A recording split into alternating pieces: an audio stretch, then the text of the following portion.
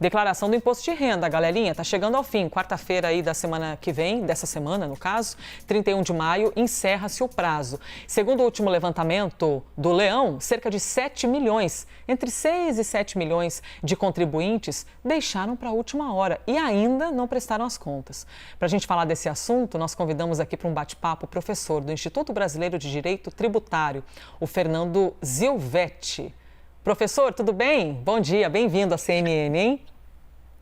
Bom dia, Elisa. Bom dia a todos. Um prazer falar com vocês. Prazer nosso. Obrigada por ter aguardado aqui eu ficar falando um monte de coisa do site, né? Notícias e que vão chegando a todo momento e agora é bem legal que a gente possa conversar contigo. Sempre tem o pessoal que deixa para a última hora, né? Isso é novidade para quantas pessoas? Um total de 0. Mas por qual motivo o contribuinte tem que se atentar nessa reta final? Por exemplo, tem de usar um sistema para fazer a declaração do imposto de renda que pode ficar meio atribulado, né, professor? Sem dúvida, Elisa. De fato, hoje está mais tranquilo fazer a declaração de imposto de renda do que antigamente. Uma das novidades do imposto desse ano é você ter a declaração pré-preenchida, que é um pouco a inteligência artificial ajudando o contribuinte.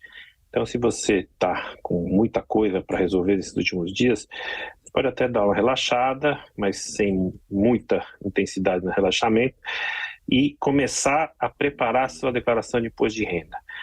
A vantagem que você tem de outros anos é que você pode ter a declaração, optar pela declaração pré-preenchida, em que já vão aparecer todos aqueles que declararam seu CPF, tanto como fonte pagadora, né, ou que você tenha efetuado gastos, né, e que aparece lá o CPF de quem você pagou. Então, com isso, vai te facilitando a vida. Então, aquela correria que você tem de buscar os recibos, de buscar todos os comprovantes de rendimento, tanto assalariado, quanto aluguel, quanto rendimentos de bancos, né, toda aquela declaração de rendimentos, você deve se concentrar agora em reuni-los e começar o preenchimento da sua declaração. Se você quiser optar pela declaração pré-preenchida, vai te facilitar a vida no sentido que você já vai verificar, por exemplo, os médicos, dentistas, fisioterapeutas, pessoal de saúde que você pagou. Então você já vai aparecer lá, porque eles também declararam o CPF seu e vai aparecer lá, então, que eles já declararam que você os pagou. Então, isso vai facilitar a tua vida e também vai aparecer que os bancos já informaram como rendimentos financeiros que você teve no período. Também os rendimentos que você tenha tido por ganho de capital, você vendeu um carro, vendeu uma casa, vendeu ações em bolsa, né? Então isso já vai aparecendo lá, isso vai te tranquilizando, porque você vai vendo, opa, então agora deixa eu procurar, de fato aqui, lembrei, a hora que realmente eu tenho um médico que eu consultei, eu não estou achando recibo, mas se ele já declarou, então já é uma facilidade. Você fala, bom, se ele declarou que recebeu, então tá ótimo. Então eu já só confirmo e fica mais tranquilo o meu preenchimento de declaração de imposto de renda. A gente está falando, claro, então, isso professor...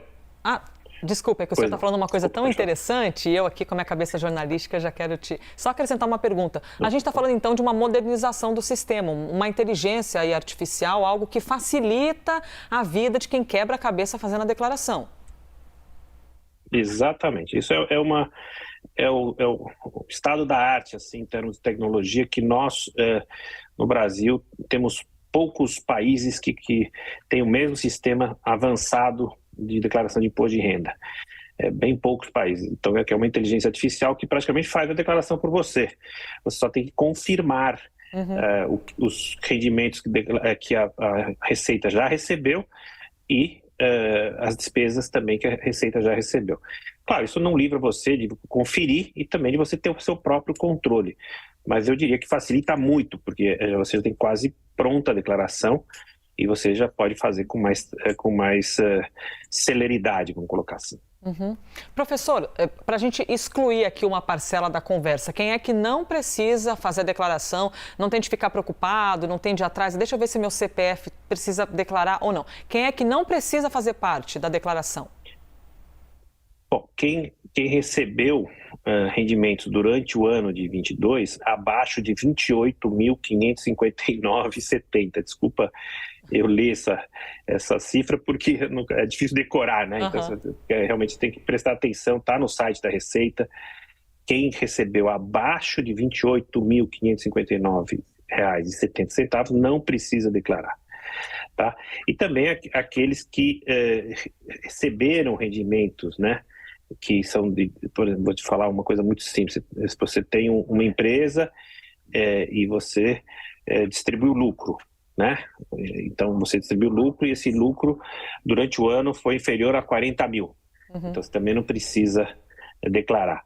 Você tem patrimônio, um apartamento, uma casa, enfim, carros, você tem patrimônio abaixo de 300 mil, também não precisa declarar, certo? E você também não vendeu, não comprou nada durante o ano, né, que chegue que supere 40 mil, né? Então você não fez nenhuma operação, você ficou quietinho, vamos dizer assim, né? E também aqueles que não precisam declarar, aqueles que não residem no Brasil, tá? A pessoa pergunta, mas mudei para Portugal, mudei para Estados Unidos, eu preciso continuar declarando? Não, se você fez sua declaração de saída bonitinha, você não precisa declarar em 2022. Então, em resumo, é isso. Essas pessoas não precisam se preocupar com a declaração de imposto de renda, estão absolutamente fora desse escaninho aqui do leão, né? Vamos colocar. Professora, eu estou aqui te ouvindo e imaginando quanto seus amigos devem te usar como fonte de informação para a declaração dos impostos de renda, hein? Imagina a quantidade de mensagem que não chega aqui, porque é todo conhecimento, em relação a um assunto por vezes complexo, né, professor? Não tem jeito. Acaba sendo complicado para muita gente. Quem tem um professor amigo como esses, né, vai aproveitar. Deixa eu te questionar aqui sobre os MEIs, tá? O microempreendedor individual. O que exatamente o MEI tem de se atentar na hora de fazer a declaração da pessoa física? Como eu disse, o MEI, né, são as pequenas empresas, tem um regime de tributação simplificado, normalmente, que a gente chama de simples, né? Ou outros sistemas, mas bem simplificados, também de produtor rural. Então, essas pequenas empresas têm que ficar de olho quanto rendeu a empresa, quanto eu paguei de imposto e quanto ficou de lucro. Então, se teve lucro, e esse lucro foi acima de 40 mil reais no ano, eu tenho que declarar esse lucro. Então, é uma preocupação que eu tenho que ter sobre essas microempresas ou empresas de pequeno porte, né? Que tem um sistema de tributação simplificado. Professor, quais são, assim, para a gente poder até encerrar aqui a conversa, o que exatamente as pessoas costumam mais cometer de erros na hora de fazer a declaração do imposto de renda e o senhor fica com aquele pensamento, eu avisei, eu falei, tá vendo, eu disse que ia dar um probleminha nisso aí. Então, o que mais acontece de problema é você não prestar atenção naquelas dicas que eu dei no começo. Se eu estou dentro, estou fora, se o meu rendimento está dentro, está fora. E também quando eu fico no sistema completo de declaração de imposto de renda, ou seja, não no simplificado, né, eu tenho que tomar muito cuidado do que eu declaro como despesa, certo? Então, às vezes eu declaro como despesa uma psicóloga do meu filho, certo?